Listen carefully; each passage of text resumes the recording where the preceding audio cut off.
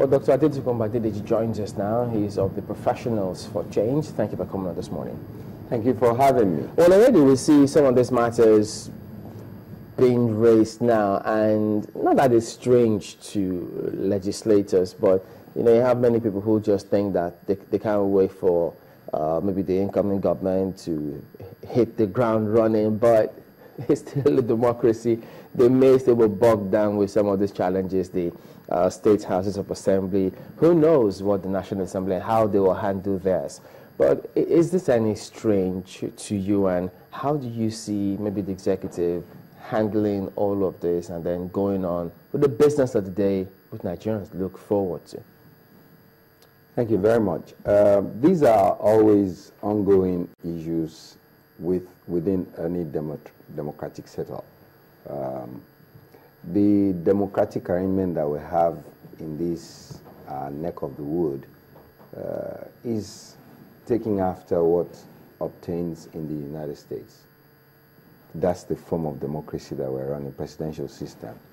And it comes with all these kinds of little problems here and there.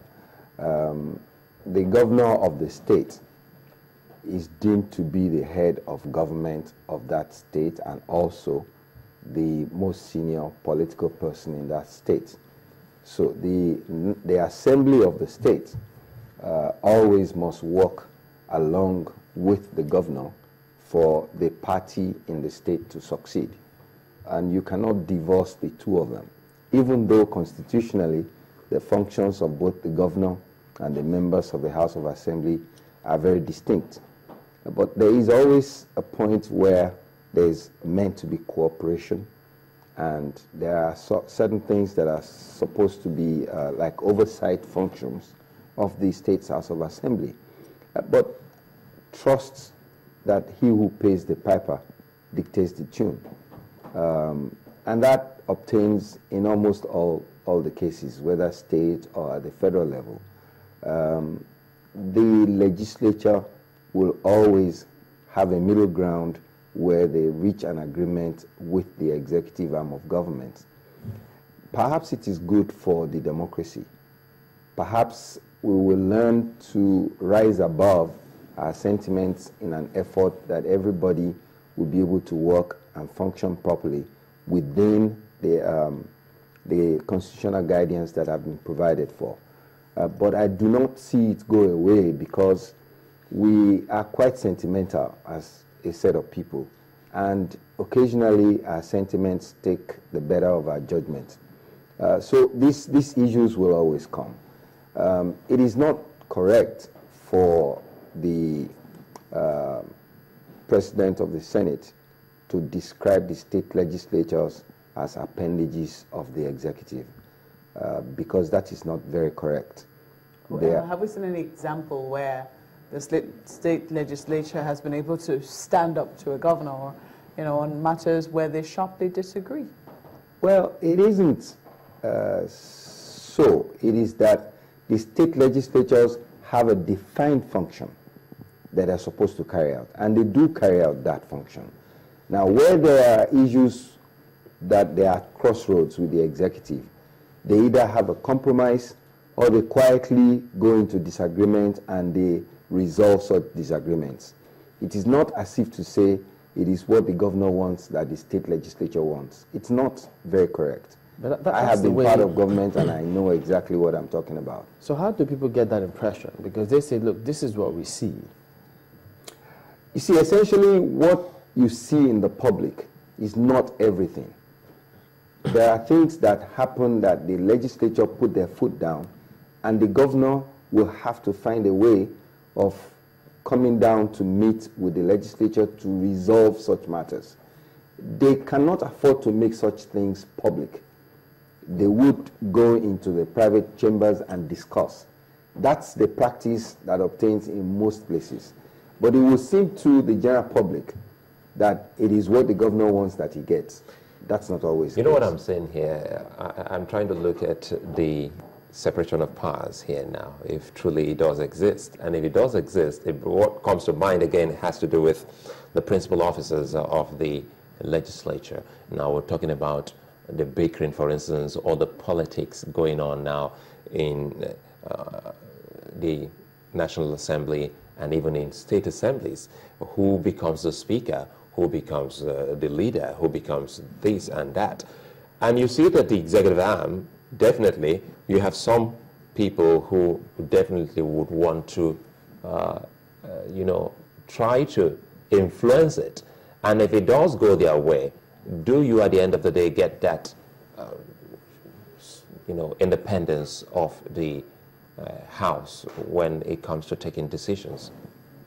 To be honest with you, I just made a statement earlier on. We, as a group of people, were very sentimental.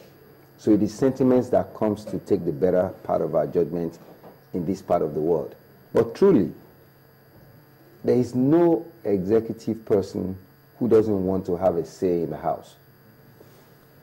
That's the only way he can be rest assured that he will be able to drive his policy.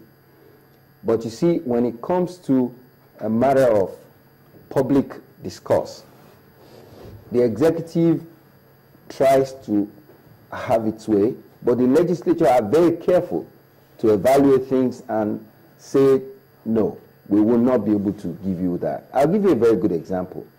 The issue of the lasso fees that the executive arm of government in Lagos State jacked off. It was the House of Assembly that brought to bear the change that happened invariably, where they had to revert back. And it was because there was pressure from the general public that you cannot do this. But the House of Assembly had to bring the government back to reverse that decision. That's the kind of function they do. But that didn't happen just because the House wanted it. They had to go into all the discussions they needed to go into to be able to come to that resolution.